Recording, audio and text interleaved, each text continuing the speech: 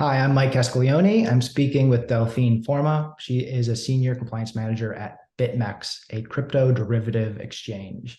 She's also a board member at Open VASP Association, and that is a supporter of an open protocol for the travel rule. We will get to the travel rule later in this video.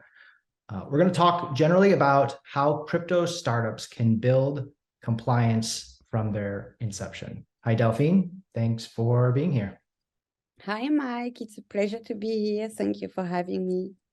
So, Delphine, there have been lots of attention on problems in crypto markets and lots of examples of how crypto businesses can find themselves in trouble with regulators and the law.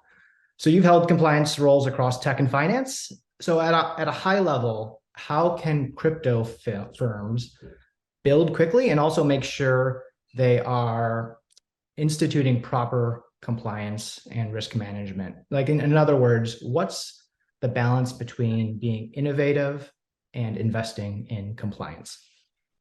Well, I think when you start a company and a startup, or even when you already work in a company and you want to launch a new product, the key to success is really to have someone who knows compliance and legal and involve them since the very beginning. Because you might want to build up a product and you don't really know what are the regulations around it. So compliance and legal will guide you and will guide you on asking you the right question. What type of product do you want to build? What is your target market? What exactly do you want to achieve, right? And because there can be many routes, one route could be like your product doesn't need any licensing, then it's all fine for you as a builder. Or your product might need a license. And in that case, if you haven't involved your compliance and legal team, you will arrive at the finish line with a product that you can't launch because you don't have the appropriate controls in place and you haven't done the inner step in order to reach your goal, right? But the good thing is that also compliance may help you towards the journey. For instance, I will speak with you as a builder and I will say, okay, so you want to do that. I say, there's different things you can do. Either you want to go full on and you will need to achieve like different licensing, but maybe if you don't want to go for full licensing, there are steps that you can achieve first before you go for full licensing. But what is key is really to try to build up compliance and legal control at the beginning of your journey so that you don't have any surprises at the end of your journey. You're not limited, right? Because if you build up something and you haven't built enough control in it, you will arrive at the end and you won't be able to scale up, right? You'll be very restricted to what you can do with what you've built up, which would be a shame, right? If you involve compliance and legal people, you generally have a very great solution that you can scale. All right, onto the travel rule. Okay, so in the EU, we're anticipating MiCA, which is the markets and crypto assets legislation. MiCA is wide-ranging, and we'll cover a lot. Accompanying MiCA is also what's called the transfer of funds regulations, which would be an EU-wide effort to enforce the travel rule. So, Delphine, what is the intent behind this upcoming change, and how should firms in the EU or even those outside the EU but doing business with EU companies, how should they think about the travel rule? Okay, so that's a very broad topic. Thank you for bringing it. So the travel rule is not something new, as you know. It started back in 2019 with the FATF revising their recommendation. And in their recommendation, they advise that all crypto company needs to comply with something called the travel rule, which basically is the exchange of information on originator and beneficiary. And then, everyone was like, oh my God, what are we going to do? We're going to be dealing with this. Because it has a really big impact, I think, on crypto firm. For instance, like as an exchange, you allow your customer to receive and send crypto wherever they want. You don't look at who is behind it. You don't look if it's a third-party transfer or same name type of transfer, right? So with the implementation of travel rule, you will need to get this information to actually exchange them with your counterparty. The goal of the regulator here is to fight financial crime, and especially to try to bring everyone in line so that there is no sanction evasion possible. Because with crypto transfer, as you may know, as a crypto company, the blockchain is transparent, so you can see everything. I can see where it is going from where, very far away in time, but I don't necessarily have the name of the person behind it. And the regulators, they want us to know from who my customer is receiving crypto, to who is sending it. And they want to know this information in order for us to do sanction screening on the name of the counterparties in the exchange, right?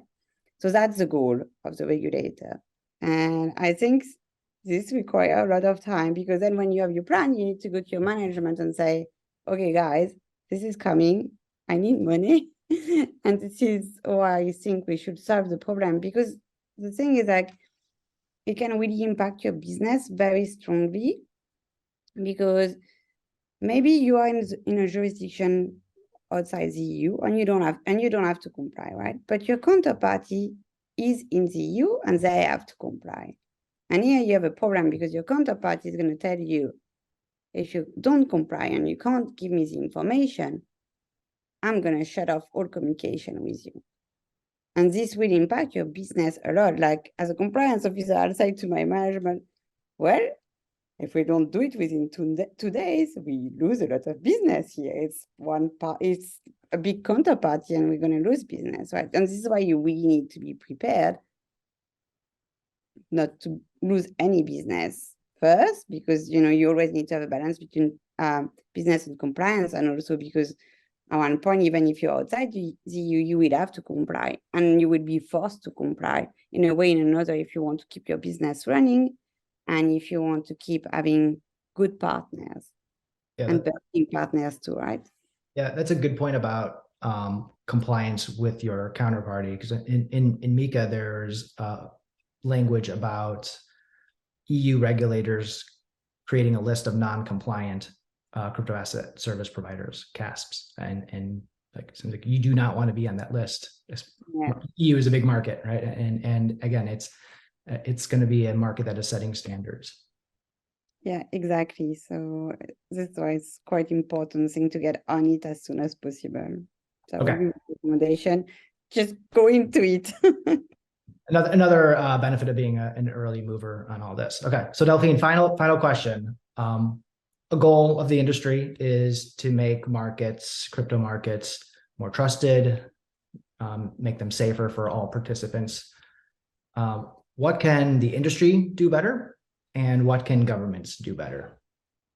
So that's a really good question. I think on the industry side, there has been a lot of initiative to adopt like code of conduct, where different players will say, this is the engagement that we are taking right now in order to make our place more trusted and more safe.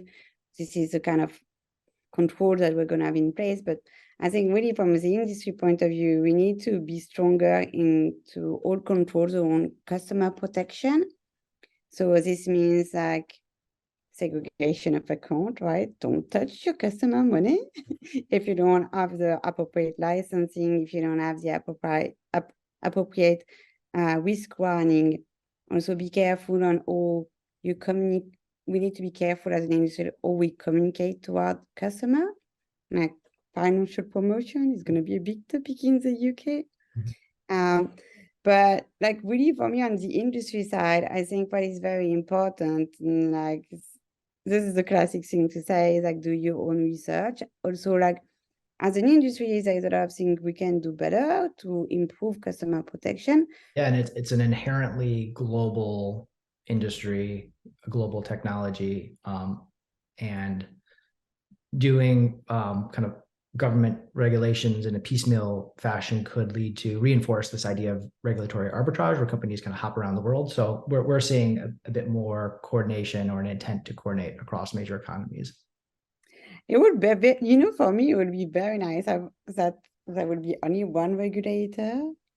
Because, one regulator they impose some rules and everyone needs to follow them. But just I'm saying that not only from, a customer protection point of view, it's more like from the industry itself. As you said, it's global, right? And it's very hard for a global player to be able to comply in every jurisdiction, right? Because every jurisdiction has their own rules, and you need to look at, oh, can I offer my service here? Can I offer them there? Do I need a license here? Do I need a license there?